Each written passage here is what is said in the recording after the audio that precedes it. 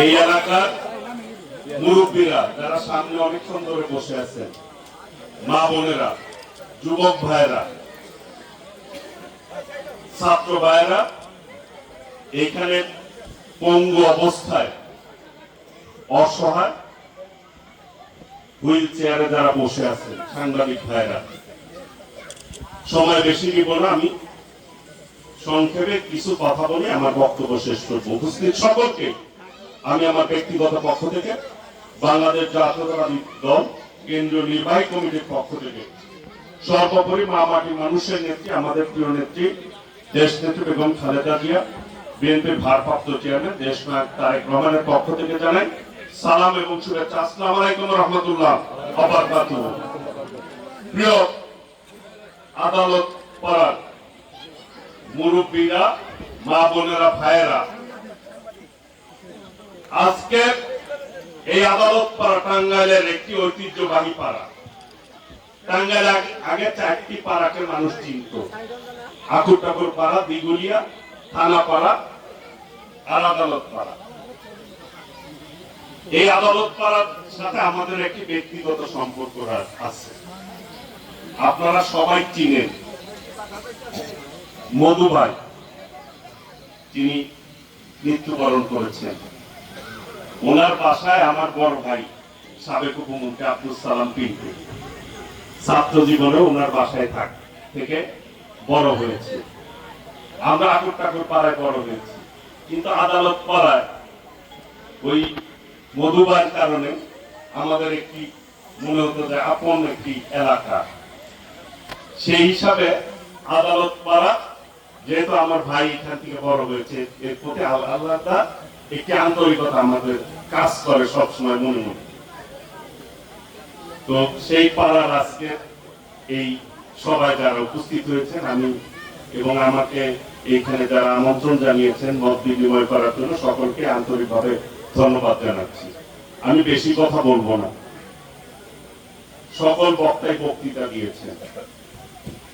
আমাদের নেতা শহীদ রাষ্ট্রপতি জিয়াউর রহমান আদর্শের জনক, আমাদের যার রাজনীতি আমরা করি, যিনি স্বাধীনতার ঘোষণা দিয়ে যুদ্ধ করে এই দেশটি স্বাধীন করেছে, যিনি বাকশাল থেকে এই দেশের মানুষকে বহুদলীয় গণতন্ত্র দিয়েছে, বাক স্বাধীনতা দিয়েছে, আমাদের প্রিয় নেত্রী দেশ নেত্রী বেগম খালেদা জিয়া, যিনি 9টি বছর আন্দোলন সংগ্রাম করে এই দেশের মানুষকে সংসদীয় গণতন্ত্র দিয়েছে, যিনি এই গণতন্ত্রের জন্য লড়াই সংগ্রাম করেছেন। বিগত ফ্যাসিবাদ বিরুদ্ধে আন্দোলন করতে গিয়ে 6 বছর যাকে অন্যায়ভাবে কারাগারে নির্যাতন করা হয়েছে, কিন্তু অন্যায়ের কাছে আমাদের নেত্রী আপোষ করেন না। অনেক দল এই 17 বছরে বিগত ফ্যাসিবাদ বিরোধী ফ্যাসিবাদের সাথে আঘাত করে নির্বাচনে অংশগ্রহণ করেছেন অনেক দল এই বাংলাদেশ। একমাত্র বিএনপি ফ্যাসিবাদের সাথে আপোষ করে নাই। আমাদের অসংখ্য নেতা গুম হয়েছে, খুন হয়েছে। আমাদের ভারপ্রাপ্ত চেয়ারম্যান দেশ নায়ক তারেক রহমান সর্বশেষ নেত্রী জেলে যাওয়ার পর তিনি দলের হাল ধরেছেন এবং দলকে ঐক্যবদ্ধ করে এই ফ্যাসিবাদ বিরোধী আন্দোলনের মূল ভূমিকা পালন করেছেন দেশ নায়ক তারেক রহমান, যার নেতৃত্বে হাসিনার পতন হয়েছে, আজকে ফ্যাসিবাদ মুক্ত হয়েছে। এই টাঙ্গাইলের একজন মন্ত্রী ছিল অবৈধ সরকারের, আব্দুর রাজ্জাক সাহেব, প্রকাশ্যে বলেছে বিএনপি যদি আমাদের সাথে আপোষ করত তাহলে বিএনপির নেতারা নির্যাতন ভোগ করতো না বলেছে। এবং নির্বাচনের আগে আমাদের নেতাদেরকে গ্রেফতার করা হয়েছে, জেলে নির্যাতন করা হয়েছে, খুন করা হয়েছে, গুম করা হয়েছে। বিএনপি একটি গণতান্ত্রিক দল, বিএনপি গণতন্ত্রের জন্য লড়াই করেছে, মানুষের অধিকারের জন্য লড়াই করেছে। যে জন্য আমাদের ভারপ্রাপ্ত চেয়ারম্যান দেশ নায়ক তারেক রহমান বলেন, বিএনপি ক্ষমতার জন্য রাজনীতি করে না, মানুষের অধিকার মানুষকে ফেরত দিতে চায় বিএনপি। এই দেশের মালিক হচ্ছে এই দেশের জনগণ, সবাই মিলে মালিক। এই যে আদালত পাড়া, আপনারা যারা আছেন সবাই মিলে এই আদালত পাড়ার মালিক নাকি? সবার অধিকার সমান। এই যে মসজিদ কমিটির কথা বলা হয়েছে, সমাজের কথা বলা হয়েছে, এগুলি সবাই মিলে আপনারা মসজিদ কমিটি করেন, তাই না? এইখানে অন্য কেউ হস্তক্ষেপ করুক, এটি কিন্তু যারা ওই কমিটিতে আছেন তারা চান না, চান। কারণ ওই কমিটির যারা আছেন তারাই মসজিদ পরিচালনা করবেন, কাউকে দায়িত্ব দিবেন, এটাই স্বাভাবিক। এই স্বাভাবিক নিয়মে বিগত 17 বছর এই দেশটি চলে নাই। খুনি শেখ হাসিনা এই দেশকে চালায় নাই। সন্ত্রাসী কর্মকাণ্ডকে লালন করেছে, সন্ত্রাসীদেরকে প্রশ্রয় দিয়েছে, জনগণের বিপক্ষে অবস্থান নিয়েছে। জনগণের বিপক্ষে এই জন্যই অবস্থান নিয়েছেন কারণ জনগণের ভোটের প্রয়োজন হয় নাই তাদের। দিনের ভোট রাতেই দিয়েছে, সেই জন্য আওয়ামী লীগ সরকারকে, অবৈধ সরকারকে বলা হতো নিশি রাতের ভোট ডাকাত সরকার। কাজে আজকে এই যে এখানে যারা উপস্থিত হয়েছেন তারা কেউ কি 14 সালে ভোট দিচ্ছেন, 18 সালে দিচ্ছেন, এই 24 সালে দিচ্ছেন? কেউ কেউ দেন না। এখন কি আপনারা ভোট দিতে চান না? কে কে ভোট দিতে চান হাত তুলে বলেন তো। উপস্থিত সবাই ভোট দিয়ে আপনাদের পছন্দ মতো সরকার গঠন করতে চান, তাই না? কাজেই আমাদের নেতা বিএনপির ভারপ্রাপ্ত চেয়ারম্যান জাতির সামনে 31 দফা দিয়েছে যে আগামীর বাংলাদেশে দেশে বিএনপি যদি আপনাদের ভোটে নির্বাচিত হয়, বিএনপি কিভাবে রাষ্ট্র পরিচালনা করবে। এই যে মারা রয়েছে, মা বোনেরা রয়েছে, বিএনপির একটি দফা আছে, সেই দফায় বলা হয়েছে যে প্রত্যেক পরিবারে আল্লাহ রহমতে বিএনপি যদি ক্ষমতায় আসে, আপনাদের ভোটে নির্বাচিত হয়, প্রত্যেকটি পরিবার গরিব ধনী সবাই একটি করে ফ্যামিলি কার্ড পাবে। আর সেই ফ্যামিলি কার্ডটা কার নামে থাকবে? মাদের নামে থাকবে, যাতে মাদের সংসার চালাতে সুবিধা হয় এবং মারা যাতে সংসারের মধ্যে সম্মানিত হয়। সেই জন্য নারীর সম্মানের জন্যই ফ্যামিলি কার্ড দিবে প্রত্যেক ঘরে ঘরে। প্রিয় ভাইরা, নারী উন্নয়নে সবচেয়ে বেশি কে ভূমিকা পালন করেছে? দেশনেত্রী বেগম খালেদা জিয়া। আজকে যে মেয়েরা এত বেশি স্কুলে যাচ্ছে, এর অবদান হচ্ছে দেশনেত্রী বেগম খালেদা জিয়া। তিনি অবৈতনিক শিক্ষা ব্যবস্থা চালু করেছিলেন, সেই জন্য আজকে মেয়েরা বিনা বেতনে পড়ালেখা করতে পারে। আগে কিন্তু মেয়েরা এইভাবে যেত না। বিএনপি একমাত্র দল, আমরা বুকে হাত দিয়ে বলতে পারি, বিএনপি যতগুলি পদক্ষেপ নিয়েছে জনগণের স্বার্থ চিন্তা করে পদক্ষেপ নিয়েছে। আরেকটি বিষয়, এই যে বেকার যুবকরা রয়েছে, আওয়ামী লীগ সন্ত্রাসী বানিয়েছে। আমাদের নেতা ঘোষণা দিয়েছেন আগামী দিনে বিএনপি যদি ক্ষমতায় আসে, আল্লাহ রহমতে 1 কোটি মানুষের কর্মসংস্থানের ব্যবস্থা করবে। আলহামদুলিল্লাহ। স্বাস্থ্য ব্যবস্থা বাংলাদেশের সর্বনিম্ন পর্যায়ে, সেই স্বাস্থ্য ব্যবস্থা যাতে সুন্দর হয় সেই জন্য হেলথ কার্ড সিস্টেম করবে দেশ নয় তারেক রহমান আগামী দিনে ইনশাআল্লাহ, যাতে করে প্রত্যেক ঘরে ঘরে মানুষ স্বাস্থ্য সেবা পায়। ওই কার্ড দেখিয়ে তার স্বাস্থ্য অবনতি হলে, অসুখ হলে সেটি তার সেবা যাতে পায় সেই ব্যবস্থা করবে ইনশাআল্লাহ। এবং ফার্মার্স কার্ড, কৃষকদের জন্য আগামী দিনে ফার্মার্স কার্ড করার পরিকল্পনাও দেশ নায়ক তারেক রহমান নিয়েছে। বিএনপি যখন যা বলে তাই কিন্তু করে। শহীদ রাষ্ট্রপতি জিয়াউর রহমানও করেছে, দেশনেত্রী বেগম খালেদা জিয়াও করেছে এবং বিএনপির ভারপ্রাপ্ত চেয়ারম্যান আগামী দিনের ইনশাআল্লাহ বাংলাদেশের মানুষ মনে করে আগামী প্রধানমন্ত্রী হচ্ছে দেশ নায়ক তারেক রহমান। তিনিও কিন্তু জনগণকে 31 দফায় যে ওয়াদা করেছে প্রত্যেকটি ওয়াদা ইনশাআল্লাহ তিনি রাখবেন। প্রিয় ভাইরা,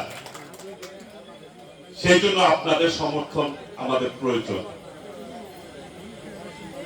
প্রিয় ভাইরা, এই দেশটি আমাদের সবার, সকলের। যে জন্য দেশ নায়ক তারেক রহমান এদিন স্লোগান দিয়েছেন, ভোট দিব ধানের শীষে, দেশ গড়ব মিলে মিশে। ভোট দিব ধানের শীষে, দেশ গড়ব মিলে মিশে। দেশটা আমাদের সকলের। সেই জন্য উনি আরেকটি স্লোগান দিয়েছেন, দিল্লি নয়, পিন্ডি নয়, নয় অন্য কোন দেশ, সবার আগে বাংলাদেশ। বাংলাদেশকে বুকে ধারণ করে আগামী দিনে পথ চলবো। অনেকেই ৭১ সালে যাদের ভূমিকা বিতর্কিত ছিল তারাও আজকে নির্বাচন নিয়ে ষড়যন্ত্র করছে। তারা তো বাংলাদেশই চায় নাই। প্রিয় ভাইরা, তারাও আজকে বড় বড় কথা বলছে।